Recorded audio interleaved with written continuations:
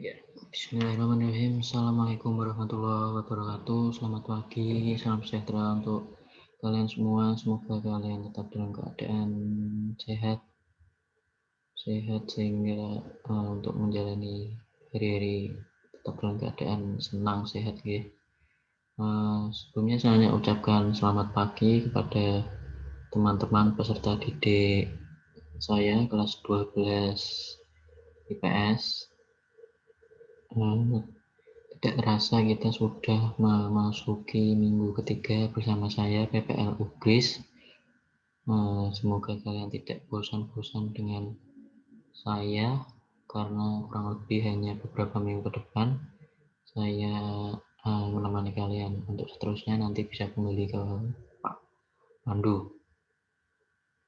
Dalam pertemuan kali ini kita akan membahas pengaruh negatif iptek bagi kehidupan bermasyarakat, berbangsa, dan negara. Setelah minggu lalu kita belajar bahwa ternyata iptek itu ada dampak positifnya, untuk saat ini kita belajar tentang ternyata iptek itu mempunyai dampak negatif bagi kehidupan berbangsa dan negara, khususnya di Indonesia sendiri. Dampak negatifnya itu bisa dilihat pada judul tema di atas, bahwa di dalam berbagai aspek, ya, dalam bermasyarakat, berbangsa, dan bernegara, itu merupakan aspek-aspek yang sangat vital bagi kehidupan kita dalam berbangsa dan bernegara, khususnya bermasyarakat ini, ya. Terus kita bisa lihat yang pertama, dampak negatif iptek dalam aspek politik. Bisa kita baca di sini bahwa kemajuan iptek melalui globalisasi untuk sementara telah mampu meyakinkan sebagian masyarakat Indonesia bahwa liberalisme dapat membawa manusia ke arah kemajuan dan kemakmuran. Hal ini akan mempengaruhi pikiran mereka untuk berpaling dari ideologi Pancasila dan mencari alternatif ideologi lainnya, seperti halnya liberalisme. Nilai-nilai yang dibawa iptek seperti keterbukaan, kebebasan, dan demokratisasi tidak menutup kemungkinan akan disalahartikan oleh masyarakat Indonesia. Ya, dewasa ini bahwa iptek itu khususnya politik, ya, apabila ditanggapi oleh sebagian besar masyarakat Indonesia, yaitu lebih yang dijelaskan pada PPT ini lebih mengarah kepada liberalisme, yaitu budaya barat, ya, khususnya politiknya budaya barat. Apabila dibiarkan terus-menerus, maka cita-cita untuk melanggengkan ideologi kita, ideologi Pancasila itu sepertinya akan menjadi pudar. Maka kita sebagai anak bangsa, anak Indonesia asli, warga negara Indonesia asli, harus memelihara ideologi Pancasila dan memelihara demokrasi yang diharapkan oleh ideologi Pancasila. Sebenarnya kemajuan iptek, ya, khususnya teknologi itu belakangan ini banyak disalahartikan. Misalnya menjelang tahun politik dibuat hoax, terus ada banyak orang yang mengumumkan pendapat tapi tidak tahu asli dari inti yang mereka sampaikan dalam menyampaikan pendapat itu apa. Nah, makanya seharusnya ilmu pengetahuan dan teknologi itu memelekkan atau menyadarkan kita bahwa adanya kemajuan iptek itu sebagai langkah untuk modernisasi kita sebagai manusia, agar kita mampu setara dengan masyarakat dunia. Setara dalam hal ini dalam penguasaan teknologi dan ilmu pengetahuan, tapi tetap berpegang teguh pada ideologi Pancasila. Begitu. Tidak seenaknya sendiri. Liberalisme kan lebih ke arah kebebasan. Nah, negara kita itu bebas boleh, tapi tetap dalam koridor-koridor yang sesuai dengan yang dicita-citakan oleh Pancasila. Terus ini kita bisa lihat ini, akibatnya hal tersebut terjadi akan menimbulkan terganggunya stabilitas politik nasional seiring dengan terjadinya tindak-tindakan anarki sebagai reaksi terhadap sikap pemerintah yang menurut mereka tidak terbuka, tidak memberikan kebebasan, dan tidak demokratis kepada rakyatnya. Hal ini akan senantiasa terjadi jika antara rakyat dan pemerintah belum menemukan kesamaan dan memahami nilai-nilai yang dibawa iptek tersebut. Sederhananya begini, kita bisa lihat contoh yang terbaru yaitu Undang-Undang Cipta Kerja.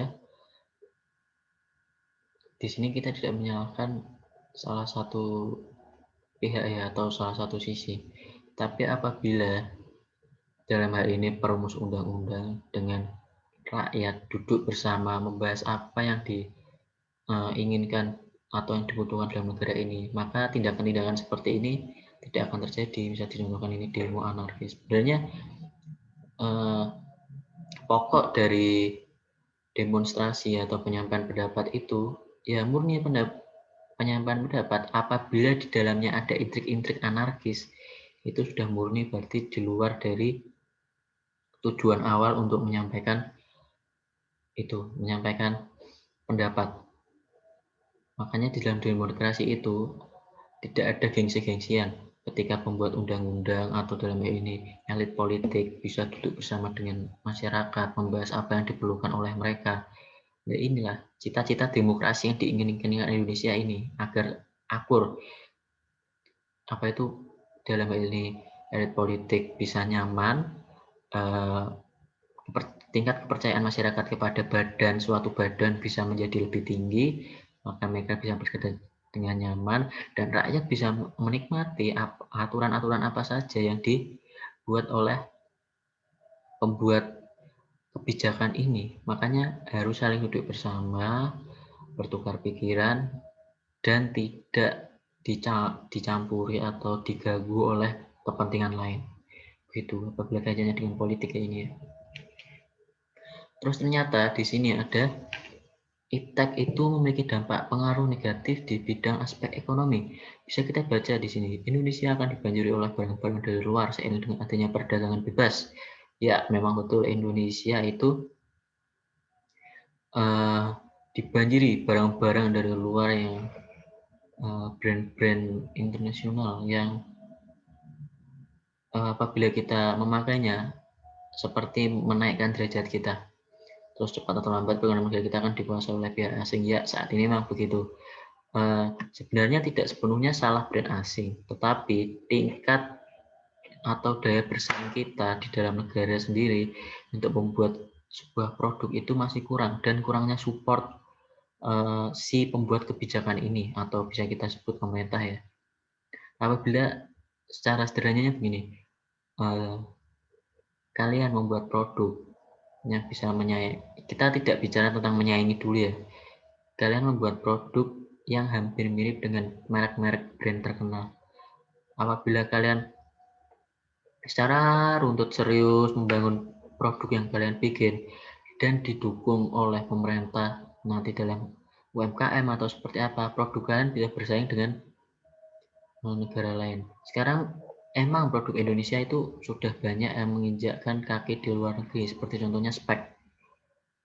Spek itu di brand-brand olahraga luar negeri itu sudah bisa masuk, karena yang pertama dilihat itu fasilitas dan lain-lain yang ditawarkan dan harga lain. Dan apabila itu dicontoh dengan produk-produk lain, mungkin itu akan sama naiknya. Bisa dilihat Levi's, Nike, Converse, ini produk luar negeri yang selama ini kita bangga-banggakan.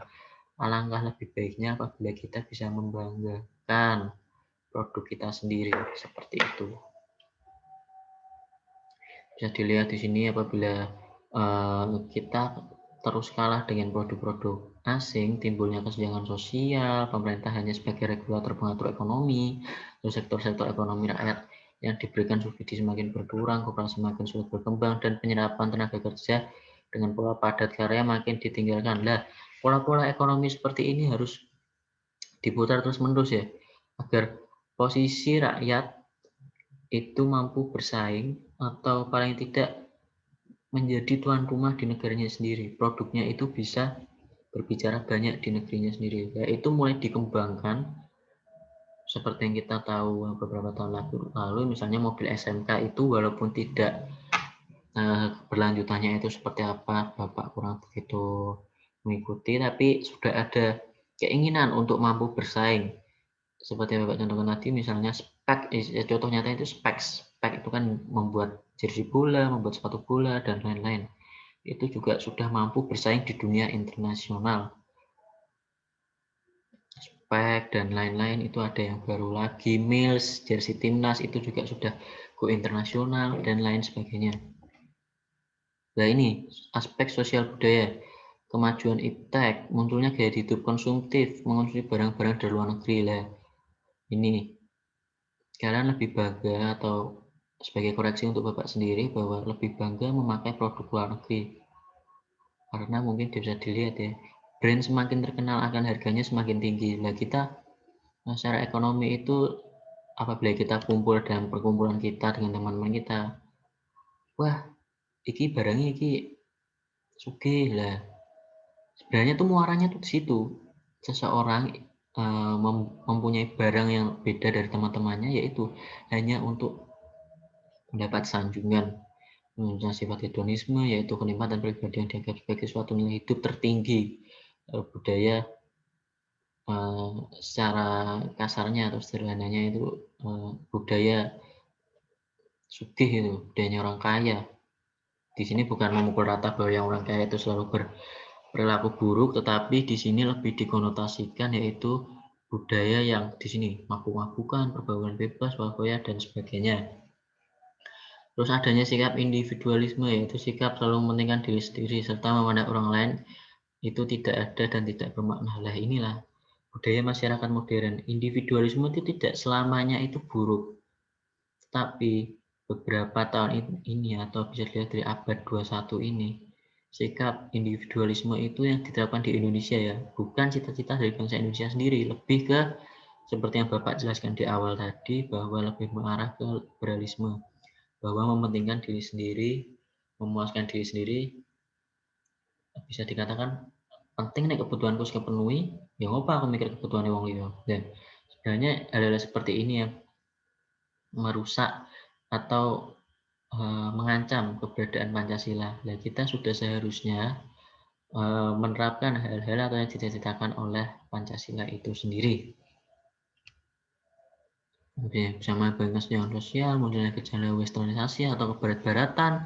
Bisa dilihat ini apa itu nongkrong di bar dan lain-lain. Kalau ini yang punk itu kan melihat dari budaya-budaya barat ini. Terus aspek hukum, pertahanan dan keamanan. Dampak negatif yang timbul dari kemajuan iptek dalam aspek ini antara lain akan menimbulkan tindakan anarkis, masyarakat yang dapat mengganggu stabilitas nasional, ketahanan nasional, bahkan persatuan dan kesatuan bangsa. Ini kaitannya seperti yang dicontohkan pertama tadi, yang politik ini, maka untuk mengurangi crash atau salah paham di masyarakat, perlu adanya komunikasi politik yang baik ya. Dan ini saya tidak menyalahkan, Bapak tidak menyalahkan pemerintah dan tidak menyalahkan rakyat, tetapi apa baiknya itu rakyat dan pemerintah itu mampu duduk bersama. Duduk bersama itu dalam setiap perumusan kebijakan itu melibatkan masyarakat. Gitu. Bukan masyarakat yang itu saja, masyarakat Indonesia itu kan banyak sekali. Ya itu bisa diputar. Dan bukan dari daerah-daerah saja, misalnya merumuskan tentang kebijakan ini. Ya orangnya ganti. Kemarin sudah merumuskan kebijakannya sedemikian rupa, ada pembaruan lagi, ya masyarakatnya yang diajak berdiskusi itu ganti lagi, yaitu agar tidak terjadi kesenjangan sosial dan mindset atau pola pikir masyarakat terhadap si pembuat kebijakan ini mampu tinggi dan bisa meningkatkan elektabilitas dari dalam ini ya, bisa kita katakan apa itu pemerintah, apa dalam ini bisa presiden, DPR, MPR dan lain sebagainya. Ya, materi kita cukup sampai di sini tentang dampak negatif dari iptek terhadap bangsa dan negara, dan akan kita lanjutkan dengan bukan penugasan ya, ini diskusi tentang pelajaran untuk hari ini. Bisa dilihat ini dibaca berapa menit, silahkan.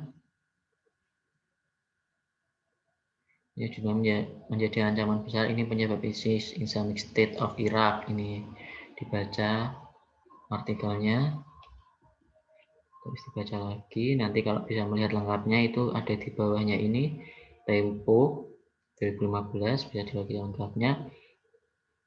Nah, diskusi kita pada pagi hari ini yaitu bisa kalian tuliskan di komentar dengan menyebutkan nama absen dan kelas. Nama absen dan kelas ya. Singkat saja, apa saja dampak negatif yang akan diterima bangsa Indonesia apabila gerakan ISIS berkembang di Indonesia? Berarti kan kaitannya bersimpangan dengan ideologi kita, yaitu ideologi Pancasila. Kalian bisa menyimpulkan dari artikel tadi, atau kalian bisa berimajiner apabila gerakan ISIS itu ada di Indonesia, dan apabila kalian mencari dari internet, bisa kalian kembangkan. Tidak boleh sama persis dengan internet dan dengan teman-temannya. Batas pengumpulan diskusi ini adalah ketika pelajaran ini berakhir. Apabila pelajaran ini berakhir kalian belum mengumpulkan, maka dihitung nilainya berbeda dengan teman-teman lainnya, atau bahkan mungkin tidak dimasukkan ke dalam nilai. Begitu, sekian dari Bapak. Apabila ada kesalahan mohon dimaafkan.